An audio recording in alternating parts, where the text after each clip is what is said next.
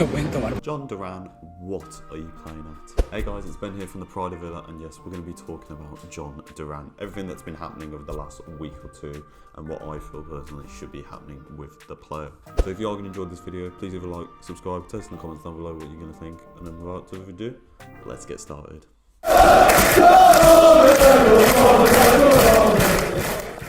Jhon Duran, what the bloody hell has been going on with this guy?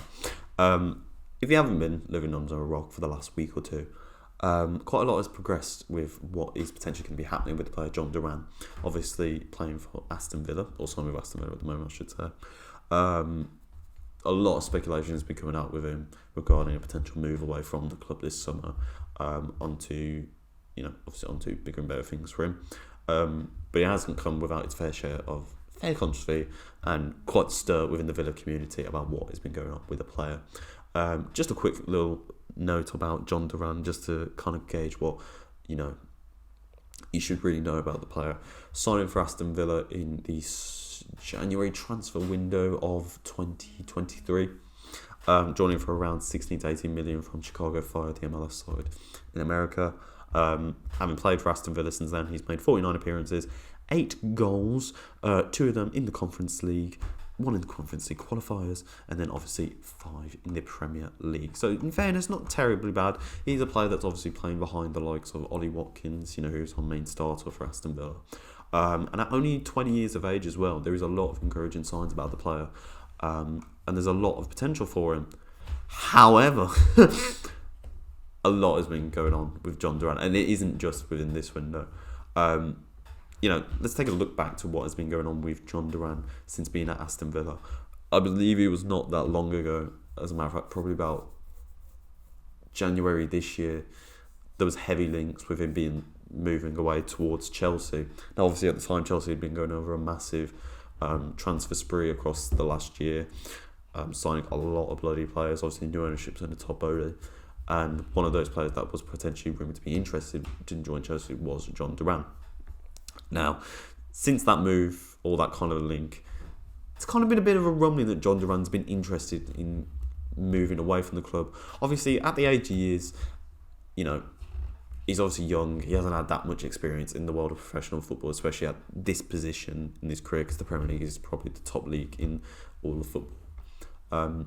You're going to be high merrily. You're playing for Aston Villa. We just, going through the Conference League. And obviously we're having a really good season in the Premier League, potential Champions League qualification. Then again, it's still, you're going to be potentially then moving to a team like Chelsea, who are very grand in stature, and obviously it was kind of a new project at the time. Quite exciting for him. Obviously with that then in mind, there was a lot of controversy over his Instagram and his Twitter removing any association with Aston Villa. Kind of got fans peeved, when you see that, you're thinking that a player's potentially hinting at a move away from the club, as that's what sometimes most players will do, kind of, delete any past images to their previous club in favour of showing allegiance to their new club. But obviously nothing really came about from there. And then really from this summer now, there's been a lot of heavy speculation. So obviously Villa have already made a couple of signings. Amadou Onana, Ian Matteson, obviously the swap transfer with Juventus for Baron Echea and Iling Jr. And this can be its own video itself, which is potentially being planned for. João Felix is reportedly the dream signing for Unai Emery, and I believe financially Villa can afford it anyway. But given the circumstances of the players that we have in positions where obviously João Felix would fill that role, obviously they would like to move a player on if they're going to sign someone like him, and in that instance this would be Jhon Duran. Now the club value him at £40 million, which is I'd argue about 30, 35, but I can understand why they'd see it. And obviously recently it's been coming out that once again Jhon Duran has been linked with a move away. Now once again, at first it was Chelsea. They've just brought in Marseca from Leicester City as their new manager following Pochettino's leave. They're bringing in a few players there, and they're obviously perhaps looking at a new striker as well to fill up the ranks with Nkunku and Nicholas Jackson. Now, obviously Jhon Duran's been linked again. The mentality's gone like, okay, that's now another potential opportunity. They're also going to be playing potentially in the Conference League this season, whilst Villa are in Champions League. Jhon Duran's had his head turned again. It's then come out from his agent that, well, his agent and himself speaking it as well, that he's been very interested in a big move away from the club. And it's like, well, okay. No, we've seen Moussa Diaby leave as well. Obviously, that was a bit of a confusing move because obviously we've made Champions League. He had the offer last year to go to Saudi Arabia. Yeah, he took it this year, which is a bit weird. You can understand it, but, you know. And now Jhon Duran's potentially doing it again. And now recently it's gone from Chelsea to West Ham.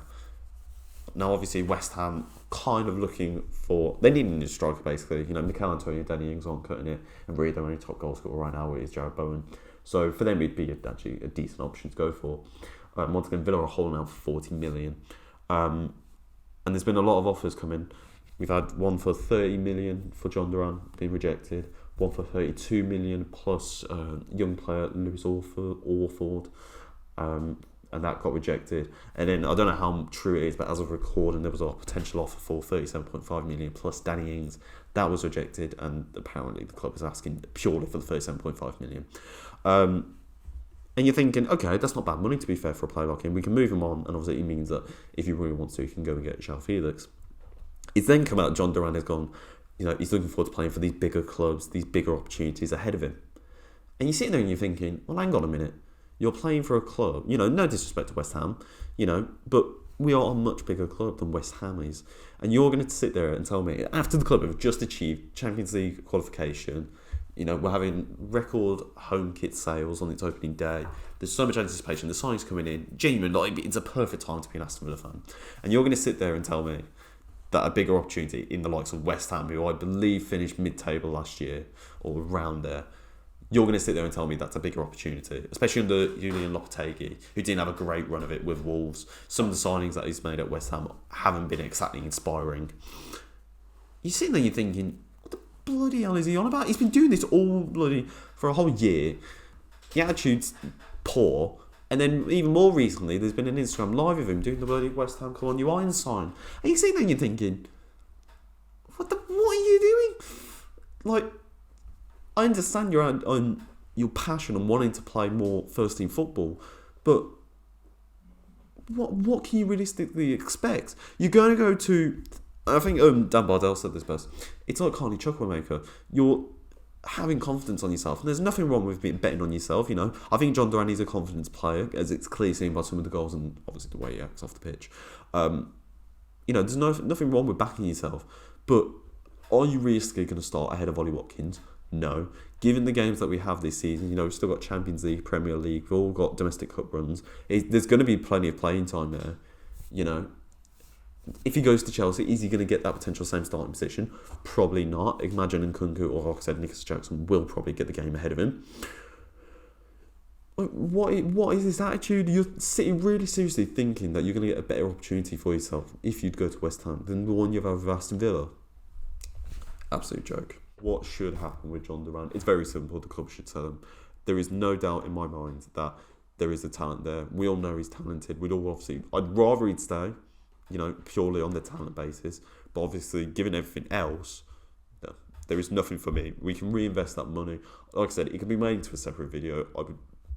But personally, I wouldn't spend the money on João Felix. I don't think he's worth it. But like I said, when you're